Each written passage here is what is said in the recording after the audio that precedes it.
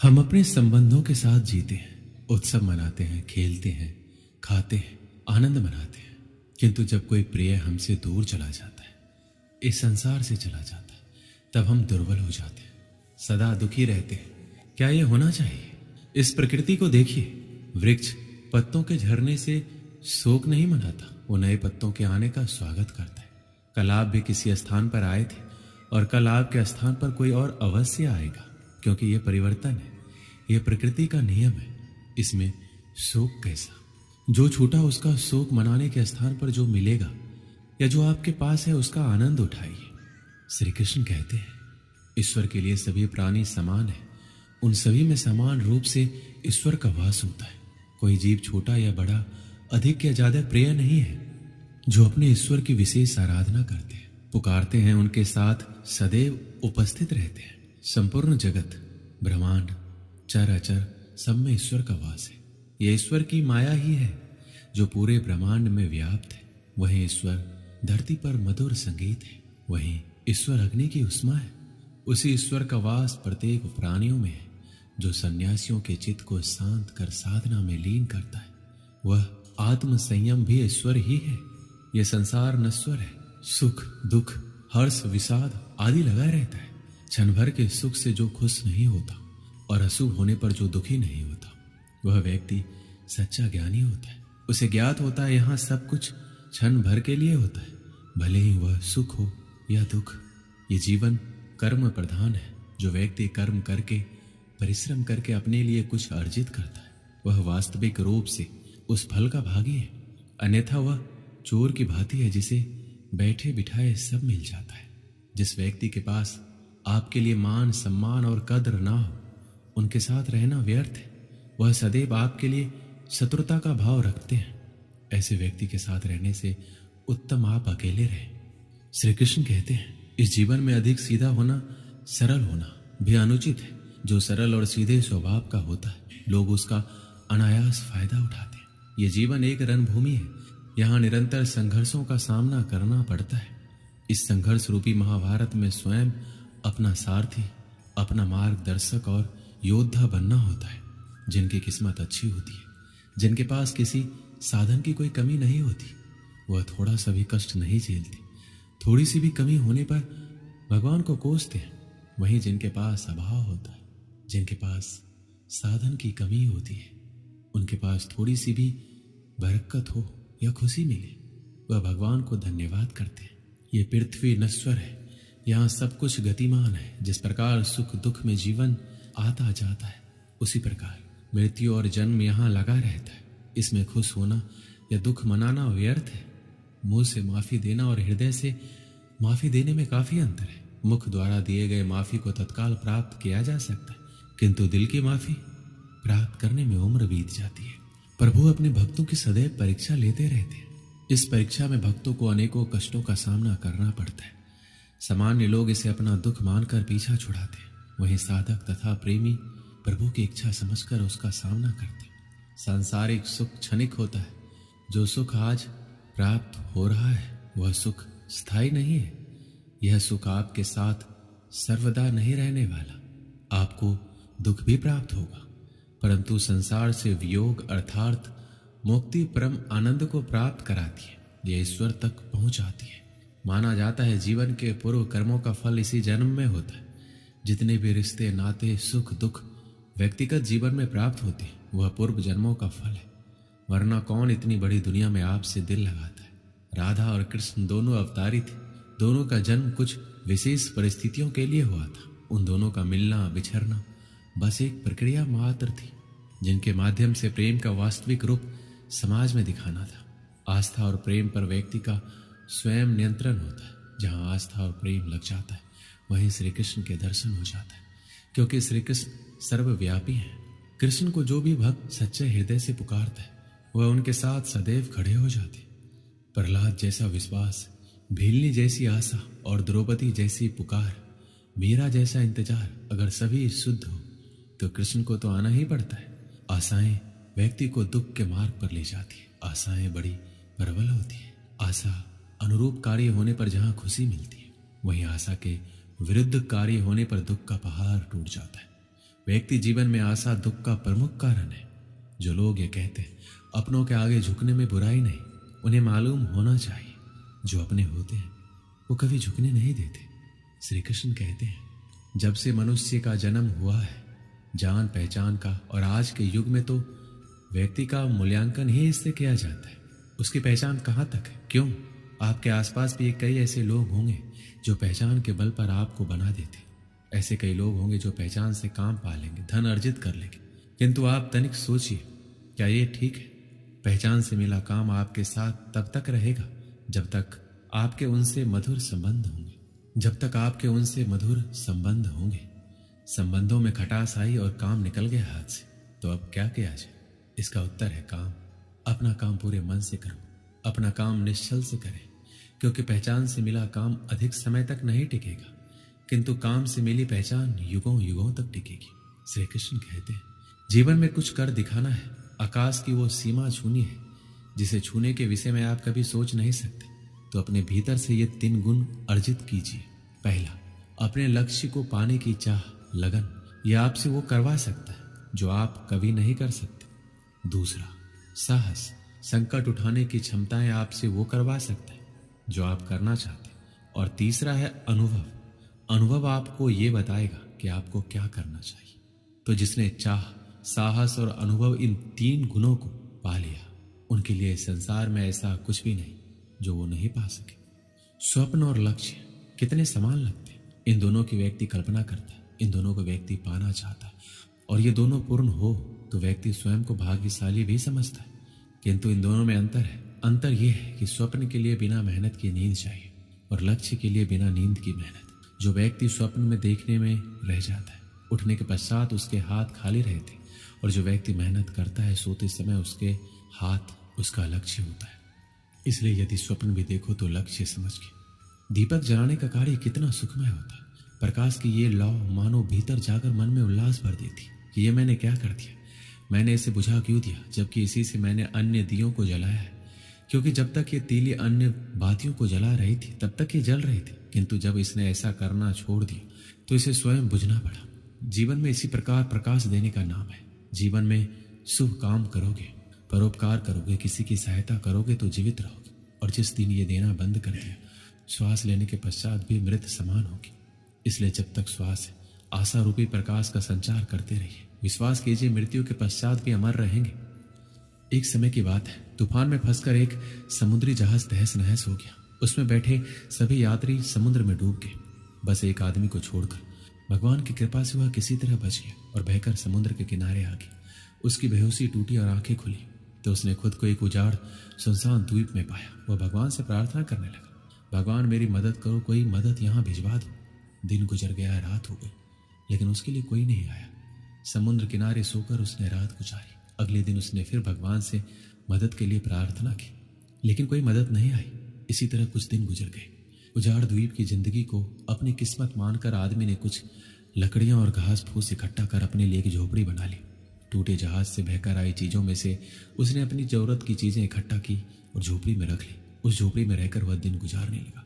एक दिन वह भोजन की तलाश में गया हुआ था। वापस लौटा तो देखा कि झोपड़ी में आग लग गई। अपना एकमात्र आसरा उजड़ जाने पर वह बहुत दुखी हुआ। आसमान की ओर सिर उठाकर भगवान को कोसने लगा, भगवान मैंने तुझे मदद भेजने के लिए कहा, पर तूने ना सुनी मेरी। मन मारकर मैंने जीने के लिए यहाँ एक झोपड़ी बनाई, तूने वो भी जला दी, मेरा आसरा छीन लिया। तू बड़ा निष्ठुर है। रात भर वह समुद्र के किनारे सोया। सुबह तेज आवाज से उसकी नींद खुल गई। उसने देखा एक समुद्री जहाज किनारे आ लगा है। वह खुश हो गया, आखिरकार उसके लिए मदद आ गई। वह जहाज पर बैठा और जहाज चल पड़ा। उसने जहाज के कप्तान से पूछा, आपको कैसे पता चला कि मैं यहाँ इस उजाड़ द्वीप में फंसा हूँ? हमें रेस्क्यू के लिए फायर सिग्नल भेजा गया था, पर मैंने तो फायर सिग्नल नहीं भेजा, आदमी ने कहा। जहाज के कप्तान ने कहा, लेकिन हम तो फायर सिग्नल देखकर ही आए। तभी आदमी को अपनी जलती हुई झोपड़ी याद आई। वो समझ गया भगवान ने उसकी सहायता भेजने की प्रार्थना सुनकर उसकी झोपड़ी जलाकर समुद्री जहाज उसके इस द्वीप में फंसे होने का संकेत दिया था। वह भगवान को धन्यवाद करने लगा। दोस्तों, जब हम पर मुसीबत टूटती है तब हमारा विश्वास डगमगाने लगता है, धैर्य टूटने लगता है, आशा धूमिल होने लगती है और हम भगवान से शिकायत करने लगते हैं। जबकि ऐसे समय में आवश्यकता है भगवान पर विश्वास बनाए रखकर मुसीबत से निकलने की, प्रयास करने की। उस आदमी ने झोपड़ी बनाई तो भगवान ने उसमें आग लगाकर उसे उजाड़ द्वीप से निकलने में मदद की। हमें भी दिल छोटा किए बगैर भगवान पर विश्वास रखकर अपना प्रयास करते रहना चाहिए। हमारा प्रयास और भगवान का आशीर्वाद दोनों मिलकर हमें हर मुसीबत से निकाल लेंगे। दोस्तों, इस वीडियो में बस इतना ही। मिलते हैं अगली वीडियो में। अपना ख्याल रखिएगा। जय श्री कृष्ण। श्री कृष्ण कहते हैं कि अकेला व्यक्ति जब चलना शुरू करता है तो उसके साथ कोई खड़ा नहीं होता। रास्ते में आप ही प्रश्न और आप ही खुद के उत्तर होते हो। संकट भी बहुत आते हैं, चुनौतियां भी ढेर सारी आती है, परंतु जो हर चुनौती को चीरता जाए और लगातार अपना काम करता जाए, वैसा ही तो हमें भी बनना है। कब तक दूसरों के भरोसे बैठे रहो? ऐसा कौन सा काम आ गया जो आप अकेले नहीं कर सकते? आप अभी से ही अकेले चलना सीख लोगे तो अच्छा है। बाद में चलोगे तो फिर मेरी इन बातों का पछतावा होगा कि काश हम पहले ही ऐसा कर लेते तो हमारा समय बच जाता। ये जीवन लंबी नहीं है, बहुत छोटी है।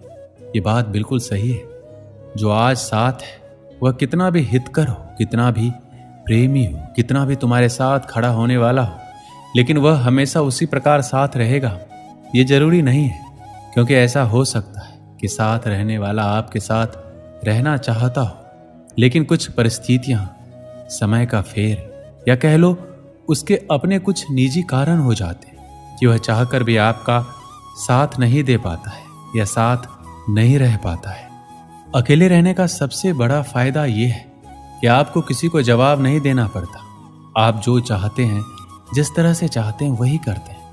हम अकेले पैदा हुए हैं, अकेले जीते हैं और अकेले मर जाते हैं। श्री कृष्ण कहते हैं जीवन में अकेले हो, जीवन में सारी चीजों को अपने दम पर कर रहे हो, कोई दोस्त, कोई रिश्तेदार आपके साथ नहीं है, तो आप कामयाबी के रास्ते पर हो।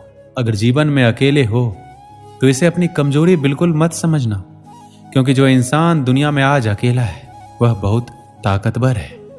बेवकूफ हैं वो लोग जो अकेलेपन को किसी की कमजोरी समझते हैं। बहुत कम लोग अकेलेपन की ताकत को जानते हैं। दुनिया में अगर कोई सच में आजाद है तो वह इंसान है जो अपने जीवन में अकेला है।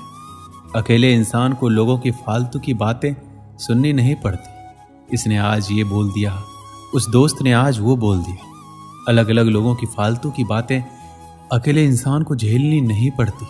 दुनिया भर की फालतू बातों से अकेला इंसान आजाद होता है। वरना आप ऐसे लोगों को देख लो जो दोस्तों से घिरा होता है। वह हर समय किसी न किसी की छोटी छोटी बातों को लेकर बैठा होता है। ज्यादा लोगों से घिरा इंसान कभी शांति नहीं पा सकता। ज्यादा लोगों के बीच इंसान हमेशा चिंता में होता है। आपने तो वो सुना ही होगा, दुनिया का सबसे बड़ा रोग है क्या कहेंगे लोग। ये रोग सिर्फ उस इंसान को लग सकता है जो लोगों के बीच रहता है। एक अकेले इंसान का ध्यान फिजूल की बातों पर नहीं होता है, उसका ध्यान होता है अपने आप पर, अपने सपनों पर। एक अकेला इंसान हमेशा अपनी कामयाबी के बारे में सोचता है, ऊंची ऊंची बुलंदियों को छूने के बारे में सोचता है। दुनिया अकेले रहने वाले लोगों को कमजोर मानती है, लेकिन असल में अकेला इंसान अंदरूनी तौर पर ताकतवर होता है। एक अकेला इंसान किसी शेर से कम नहीं होता। अकेले चलने की आदत सिर्फ शेर में होती है। कभी भी आपको लगे अकेले रहना कमजोरी है तो शेर को देख लेना। शेर अकेले रहना पसंद करता है, लेकिन राज वही करता है। दोस्तों, आपके जीवन में कभी न कभी ऐसा जरूर हुआ होगा, आप अपनी क्षमता को पार करते हुए अपने काम को पूरा किया होगा, जिसकी वजह से आप बहुत ही ज्यादा खुश हुए होंगे। लेकिन जब आपने इसी खुशी को किसी के साथ साझा किया होगा, तब उसने इतनी दिलचस्पी के साथ आपके बातों पर गौर नहीं किया होगा, आपकी खुशी को इतना ज्यादा महसूस नहीं किया होगा जितना आप अपेक्षा कर रहे थे। आप अपनी खुशी को इसलिए साझा कर रहे थे कि आप अपनी खुशी सामने वाले शख्स के साथ बांट सके, लेकिन सामने वाले शख्स का प्रतिक्रिया खुशी वाला बिल्कुल नहीं होता है। उनका प्रतिक्रिया तो ऐसा होता है कि उनको देखकर आपकी खुशी में थोड़ी कमी जरूर आ जाती है। अकेलेपन को अपनी कमजोरी समझोगे तो हार जाओगे, लेकिन अगर अकेलेपन को अपनी ताकत बनाओगे तो कामयाबी अपने कदमों के नीचे पाओगे। उस इंसान से ज्यादा कामयाब कोई नहीं, उस इंसान से ज्यादा ताकतवर कोई नहीं जो अकेले रहकर चीजों का सामना कर सकता है, हर चुनौती का सामना कर सकता है, जो इंसान अपने अकेलेपन में चुनौतियों का सामना कर करके अपने बुलंदियों पर पहुंचता है। अकेले इंसान को अपने आप पर गर्व होना चाहिए, क्योंकि जिस तरह उसने अकेलेपन में रहकर बिना किसी के सहारे अपनी मंजिल के लिए काम करने की क्षमता है, वैसी क्षमता किसी साधारण इंसान में नहीं होती। अगर आप अकेले हो तो अपने आप पर गर्व करो, क्योंकि जिस तरह अपने अकेलेपन की परिस्थिति में रहकर अपने सपनों के लिए काम कर रहे हो, बहुत कम लोग ऐसे आपकी तरह कर पाते हैं। अकेलेपन रहने से आप कभी डरना मत। अकेलापन आपके लिए तभी बुरा है जब आप इसे अपनी कमजोरी समझो। जरा इतिहास उठाकर देखो, लगभग जितने भी महान और कामयाब इंसान थे, उन्होंने अपने जीवन के मुख्य कामों को अकेला रहकर किया है। उन्होंने कभी अकेलेपन की शिकायत नहीं की। शुरुआत में हर इंसान अकेला चलता है। लोग तो उसकी कामयाबी और जज्बे को देखकर उसके साथ जुड़ ही जाता है। ये बात भी सच है कि दुनिया में हर चीज लोगों की मदद लेकर पाई जा सकती है, लेकिन लोगों की मदद लेकर पाई गई चीजें हमेशा किसी न किसी के एहसान तले दबाया करती है, और जिंदगी किसी के एहसान तले जीने से अच्छा है अकेले रहकर दुनिया में खुद के दम पर अपना नाम बनाया जाए, खुद के दम पर अपनी कामयाबी हासिल की जाए। एक समय की बात है, एक गांव था। वहां एक लड़का रहता था। उसका नाम श्याम था। श्याम एक गरीब परिवार से था। बचपन उसका खेलते कूदते बीत गया। श्याम जब थोड़ा बड़ा हुआ तो वह स्कूल जाने लगा। सरकारी स्कूल में जितना वह पढ़ सकता था वह पढ़ चुका था। श्याम अब शहर जाना चाहता था पढ़ाई के लिए। श्याम ने अपने पिता से कहा, मैं शहर जाना चाहता हूँ पिताजी, पढ़ लिख कर एक बड़ा इंसान बनना चाहता हूँ, आपका माँ का नाम रोशन करना चाहता हूँ। पिताजी ने कहा, देखो बेटा, हमारी गरीबी इतनी है कि हम तुम्हें शहर नहीं भेज सकते, लेकिन तुम्हारा सपना है तो हम उस सपने को टूटने नहीं देंगे। एक काम करो, हम लोग अपनी जमीन भी गिरवी रख देते हैं। श्याम इस बात से मान गया। जमीन गिरवी रखकर जो पैसे मिले, श्याम उस पैसे को लेकर शहर चला गया। श्याम अगले सुबह एक बड़े से कॉलेज में दाखिला ले लिया। उसके चेहरे में एक बहुत ही सुंदर चमक थी। अगले दिन श्याम सुबह उठकर फ्रेश होकर एक पुराना शर्ट और जींस पहनकर कॉलेज की ओर चल पड़ा। सभी बच्चे क्लास में आए, टीचर आए। श्याम आखिरी सीट में बैठा हुआ था। वह बाकी बच्चों को देखकर दंग रह गया। सब लोग अच्छे कपड़े पहने हुए थे, उनके पास अच्छे बैग थे, उनका रहन सहन श्याम से बिल्कुल अलग था। श्याम यह सब देखकर उदास हो गया। टीचर ने कहा, सब अपना परिचय दो। सब एक एक करके अपने बारे में बताने लगे, और जब श्याम को बोलना था तो टीचर ने कहा, तुम कहाँ से आए हो, किस तरह के कपड़े पहने हो। तब उस पर सब हंसने लगे। श्याम को इंग्लिश भी नहीं आती थी, इसलिए वह हिंदी में अपना परिचय दिया। इस बात को लेकर सब उसका मजाक उड़ाने लगे। गांव का है, गवार है, यह सब सुनकर श्याम डर सा गया था। उस दिन शुरुआत हुई अकेलेपन की। श्याम अपने कमरे में जाकर रोने लगा। उसे खुद की हालातों से नफरत होने लगी। श्याम अपनी गरीबी से नफरत करने लगा, पर करता तो क्या करता। श्याम को पता था उसके सपने बहुत बड़े हैं, चाहे जो भी हो जाए अपने सपनों को छोड़कर नहीं जा सकता। श्याम रोज क्लास जाता, वहां लोग उसका मजाक बनाते, चिढ़ाते। अकेले एक सीट में बैठकर श्याम मन ही मन रोता रहता। कोई भी उसका दोस्त नहीं था। इतने बड़े शहर में श्याम अकेला था। वह काफी परेशान हो गया था, हमेशा उदास रहता। एक दिन श्याम एक मंदिर में बैठकर रो रहा था। तभी एक बूढ़े व्यक्ति उसके पास आए और उन्होंने कहा, बेटा क्यों रो रहे हो। श्याम ने उन्हें सारी बात बताई। तब वो बोले, अरे बेटा, सबसे बड़ी ताकत मिली है तुमको। श्याम ने कहा, कुछ समझा नहीं मैं। तब वह बोले, बेटा वह देखो, वहां 5 लोग बैठकर पढ़ रहे हैं, उनको गौर से देखो। पढ़ कम और मस्ती ज्यादा कर रहे हैं, पर वहीं तुम अकेले बैठकर पढ़ रहे हो। तुम्हारी क्षमता उनसे कहीं ज्यादा है, तुम्हारा ध्यान उनसे कहीं ज्यादा मजबूत है। हर कोई अकेले नहीं रह सकता। ये एक ऐसी शक्ति है जिसका उपयोग करके आप महान व्यक्ति बन सकते हैं। तुम्हें तुम्हारे हालातों ने दिया है अकेलापन, उसका फायदा उठाओ, रो मत। ये एक हथियार है जिसके प्रयोग से तुम अपने सपनों को बना सकते हो। ये कठिन है, मैं मानता हूं, पर यही है जो तुम्हें भटकने से रोक पाएगा। हम पूरी जिंदगी ना जाने कितनों के साथ रह रहे हैं, लेकिन सुकून तभी मिलता है जब हम अकेले होते हैं, जब हम खुद को जान पाते हैं, अपनी शक्तियों को समझ पाते हैं। इसलिए तुम अपने लक्ष्य की ओर मेहनत करते रहो। समय ने तुम्हें अकेला किया है तो वह कल तुम्हें करोड़ों लोगों के बीच में खड़ा करेगा, और वह करोड़ लोग सिर्फ तुम्हें देखने के लिए वहां खड़े होंगे। श्याम ने कहा, धन्यवाद मुझे और मजबूत बनाने के लिए। उसके बाद श्याम ने बहुत मेहनत किया और हमेशा खुशी से रहा और एक बड़ा आदमी बन गया। इसलिए दोस्त बनाओ या ना बनाओ, पर अकेले रहना सीख लो। यकीन मानो वही असली खुशी है। दोस्त जो भी अपने जीवन में अकेले हैं, यकीन मानो आपके पास जीवन का सबसे बड़ा हथियार है। इसका इस्तेमाल करके अपने सपनों को अपना बना लो। दोस्तों, इस वीडियो में बस इतना ही।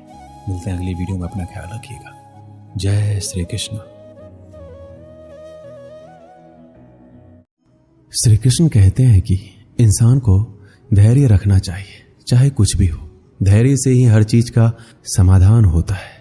समय व्यक्ति को आगे बढ़ना सिखाता है। समय के साथ इंसान को आगे बढ़ते रहना चाहिए।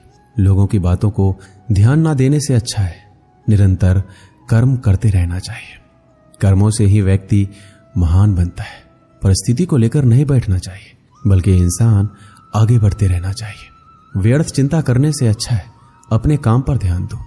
जिनका इस संसार में कोई नहीं होता, इनके सर पर हमेशा कृष्ण का हाथ होता है। जीवन में परिस्थितियां चाहे कितनी भी विपरीत हो, इंसान के साथ जो कुछ भी होता है अच्छे के लिए होता है। जिसने एक बार मन में हारने का सोच लिया, उसे कोई नहीं जिता सकता। उसका हारना पक्का होता है। जो अपने मार्ग से भटक जाते हैं, उन्हें श्री कृष्ण रास्ता दिखाते हैं। परिस्थितियों से कतराना नहीं चाहिए, बल्कि उनका डटकर मुकाबला करना चाहिए। निरंतर कर्म करना व्यक्ति का धर्म होता है। कर्म से ही इंसान कर्मवीर बनता है। जिंदगी के हाथ नहीं होते, लेकिन कभी कभी वो ऐसा थप्पड़ मारती है जो पूरी उम्र याद रहता है। श्री कृष्ण कहते हैं, बहुत तकलीफ देता है वो जख्म जो बिना किसी कसूर के मिले हो। बोले गए शब्द, गुजरा हुआ वक्त और टूटा हुआ भरोसा कभी वापस नहीं आता। जो अंधेरे से गुजर चुके हैं, बस वही समझते हैं कि जब कुछ भी नजर ना आए तो क्या क्या दिखाई दे जाता है। लोग आपकी कदर तभी करेंगे जब आप उनको उन्हीं की तरह अनदेखा करना सीख जाओगे।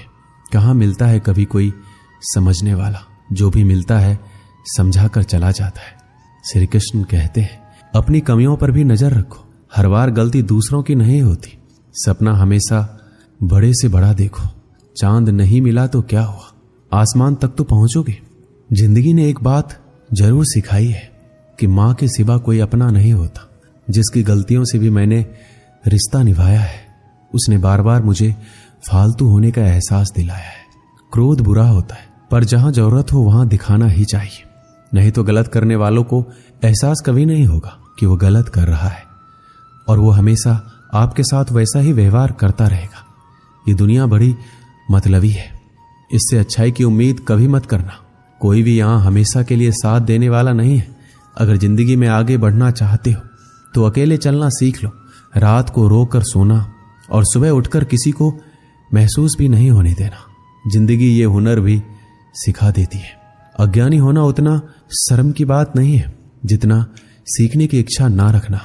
किसी से प्यार करो तो इतना करो कि जब भी वो तकलीफ में आए, सबसे पहले उसे तुम्हारी याद आए।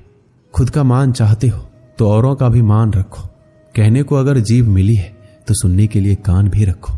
कुछ लोग हमसे फायदा उठाते हुए भी कुछ इस तरह से पेश आते हैं जैसे हमसे फायदा उठाकर भी वो हम पर कोई एहसान कर रहे हैं। श्री कृष्ण कहते हैं, किसी के साथ गलती करके अपनी बारी का इंतजार जरूर करना। जो लोग दिल के अच्छे होते हैं, दिमाग वाले लोग उनका जमकर फायदा उठाते हैं। शब्द ही ऐसी चीज है जिसकी वजह से इंसान या तो दिल में उतर जाता है या फिर दिल से उतर जाता है। किसी का बुरा इतना ही करो कि जब वो खुद पर आए तो बर्दाश्त कर सको। जब तक तुम कुछ बनोगे नहीं, तब तक ना तुम्हें कोई इज्जत देगा, ना कोई तुम्हारी सुनेगा। जिंदगी ने एक बात सिखाई है, दोस्ती करो या प्यार करो, लेकिन उम्मीद किसी से मत करना। रिश्तों की फिक्र करना छोड़ दो। जिसे जितना साथ देना है वो बस उतना ही साथ निभाएगा। अपनी खुशियां संभाल के रखिए। ये उस ताज की तरह होती है जो लोगों को बहुत चुभती है। कभी कभी दिल में तकलीफ होता है और तकलीफ देने वाला दिल में होता है। जो होकर भी ना हो उसका होना कैसा। अगर रिश्ता सिर्फ नाम का है तो उसके लिए रोना कैसा। छोटी छोटी बातें दिल में रखने से बड़े बड़े रिश्ते भी कमजोर पड़ जाते हैं। गलत सोच और गलत अंदाजा इंसान को हर रिश्ते से दूर कर देता है। दिखावे के लिए अच्छा होना बुरा होने से भी बुरा होता है। अच्छा इंसान तब बुरा बनता है जब उसकी अच्छाई का ये दुनिया मजाक बना देती है। दुनिया में सबसे खूबसूरत लोग वो हैं जो ये जान चुके हैं कि दूसरों से किसी भी तरह की उम्मीद करना बिल्कुल बेकार है। जहां इज्जत और वक्त भी मांग कर मिले, उस रिश्ते में रहना बिल्कुल भी ठीक नहीं है। आप अपने आप को दुखी बना लो या मजबूत बना लो, दोनों में मेहनत एक बराबर लगती है। अब मर्जी आपकी है, आप खुश रहना चाहते हो या दुखी रहना चाहते हो। जिसमें सच बोलने की क्षमता होती है, सबसे ज्यादा नफरत उसी को मिलती है। किसी के अंदर प्रेम जगा कर फिर उसे छोड़ देना उसकी हत्या करने के समान है। लोहे को कोई भी नष्ट नहीं कर सकता, उसे खुद का जंग नष्ट करता है। ठीक उसी तरह इंसान को भी उसी का मन उसे नष्ट करता है, और कोई भी नहीं। कभी कभी अपनी भावनाओं को ऐसे व्यक्ति पर बर्बाद मत करो जिसे आपकी भावनाओं की कोई कदर नहीं है। गैरों पर कौन गौर करता है, बात जब भी चुभती है अपनों की चुभती है। इज्जत उसकी की जाती है जो इज्जत देता है, उसकी नहीं जिसे इज्जत से बात करना भी नहीं आता। किसी इंसान के पीछे भागकर अपनी वैल्यू कम मत करो, क्योंकि जो आपका होगा वो आपको छोड़कर कहीं नहीं जाएगा। लोगों को खुश करते करते तुम्हारी जिंदगी बीत जाएगी, लेकिन आप उन्हें कभी खुश नहीं कर पाओगे। इसलिए अपने लिए, अपनी खुशियों के लिए जीना शुरू करो। हर बात को दिल पर लेना दिमाग की सबसे बड़ी बीमारी होती है। इंसान सिर्फ एक ही बात से अकेला पड़ जाता है, जब उसके अपने ही उसका साथ छोड़ देते हैं। इंसान के लिए धोखे हम भूल जाते हैं, लेकिन जिसने हमें धोखा दिया उस इंसान को हम कभी नहीं भूलते। आप अपने आप को इतना व्यस्त कर लो कि चिंता करने का समय ही ना मिले। इंसान हमेशा दुख में ही सीखता है, खुशी में तो वो पिछले सबक भी भूल जाता है। ये दुनिया सिर्फ खुशी में साथ देती है, इसलिए अपने आंसुओं को छुपाना सीख लो। कहते हैं किसी को ज्यादा सोचो तो वो सपने में आ जाता है, फिर ज्यादा चाहने से वो जिंदगी में क्यों नहीं आता। केवल दो चीजों से इंसान सारे रिश्ते खो देता है, एक गलतफहमी और दूसरा इंसान का अभिमान। खुद को काट कर भी रख दोगे तो ये दुनिया आपसे खुश नहीं होगी। इसलिए वो करो जो आपका दिल चाहे, वो मत करो जो दुनिया चाहे, क्योंकि दुनिया की पसंद को बदलने में वक्त नहीं लगता। मेरी मानो तो अकेले ही रहो, ना कोई दिल दुखाएगा ना कोई रुलाएगा। भले ही लाखों कस्में दे दो, मगर जाने वाला कभी नहीं रुकता। कुछ दर्द ऐसे होते हैं जिन्हें हम सिर्फ सह सकते हैं, किसी से कह नहीं सकते।